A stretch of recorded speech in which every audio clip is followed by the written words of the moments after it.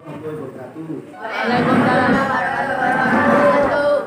Pada kesempatan kali ini saya akan menjelaskan tentang organ pencernaan makanan pada manusia. Sebelum melangkah lebih jauh, kita harus tahu dulu apa yang dimaksud dengan pencernaan makanan.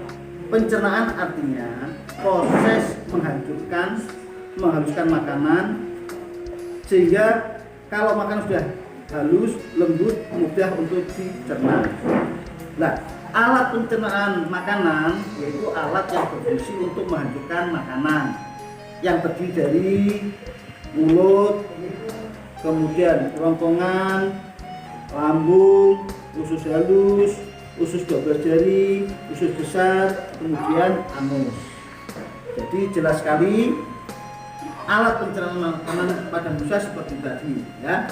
Kita mulai dari yang pertama yaitu mulut. Pada mulut terdapat lidah, gigi, dan air liur. Gigi, lidah, dan air liur kesemuanya berfungsi untuk menghasilkan makanan. Gigi pada manusia ada 3 bagian. Ada gigi seri, ada gigi taring, dan ada gigi geraham. Gigi seri berfungsi untuk memotong makanan. Gigi taring berfungsi untuk merobek-robek atau mencabik-cabik makanan. Sedangkan gigi geraham berfungsi untuk melumatkan atau menghaluskan makanan. Nah, sedangkan di lidah mempunyai fungsi 3, yaitu yang pertama untuk mengatur letak posisi makanan, untuk berbicara, dan satunya lagi untuk mengecap makanan atau merasakan makanan. Ujung lidah untuk merasakan manis, tepi lidah kanan dan kiri merasakan asam dan asin, sedangkan bagian pangkal lidah untuk merasakan pahit. Kemudian setelah makanan dari mulut akan diteruskan menuju ke kerongkongan, bukan ke tenggorokan, karena tenggorokan itu alat pernafasan. Dari kerongkongan makanan diteruskan menuju ke lambung dengan cara didorong, yaitu namanya gerakan peristaltik, gerakan mendorong makanan dari kerongkongan menuju ke lambung. Setelah makanan ada di lambung, ini dibantu oleh 3 enzim pepsin, renin, dan klorida. Setelah makanan dari lambung diteruskan menuju ke usus halus. Di usus halus sari-sari makanan diserap, kemudian diedarkan ke seluruh tubuh ya. Sari-sari makanan diedarkan ke seluruh tubuh oleh plasma darah. Jadi tubuh kita ada 4 jenis darah. Ada plasma darah, ada sel darah merah atau eritrosit, ada sel darah putih, limfosit, dan ada keping darah atau trombosit. Setelah diedarkan ke seluruh tubuh, maka bagian makanan yang tidak terpakai atau jadi sampah maka dibuang menuju ke usus besar. Nah, di usus besar sampah tersebut dibusukkan.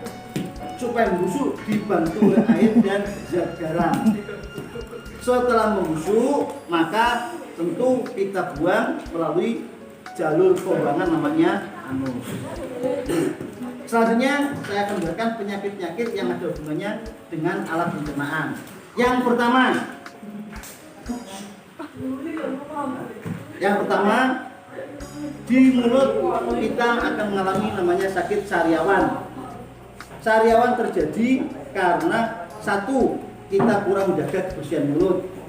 Yang kedua, karena kita kekurangan vitamin C. Sehingga kita akan mengalami sakit sariawan. Berikutnya, di lambung kita akan mengalami sakit MA, asam lambung. Ini terjadi karena pola makan kita yang tidak teratur, waktunya makan tidak makan.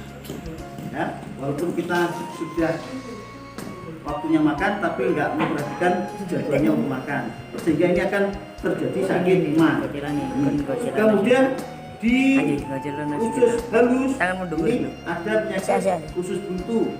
Usus buntu terjadi karena ada biji yang tidak bisa dicerna sehingga menghalangi usus buntu, sehingga untuk mengatasinya harus diamputasi atau dipotong usus tersebut.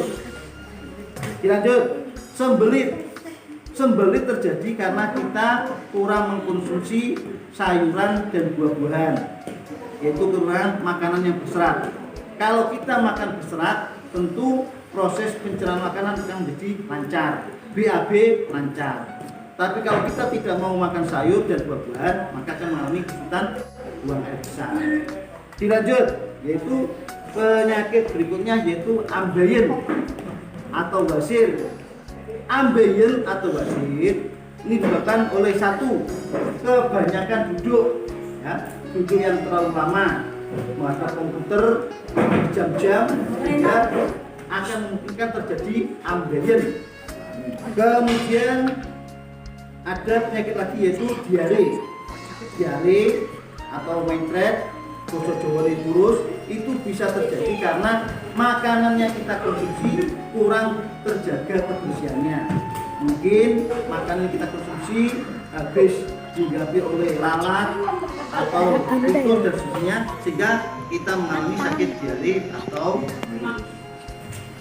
Usaha yang harus kita lakukan supaya tidak sakit pada alat pencernaan, kita harus selalu menjaga kebersihan mulut supaya tidak sakit.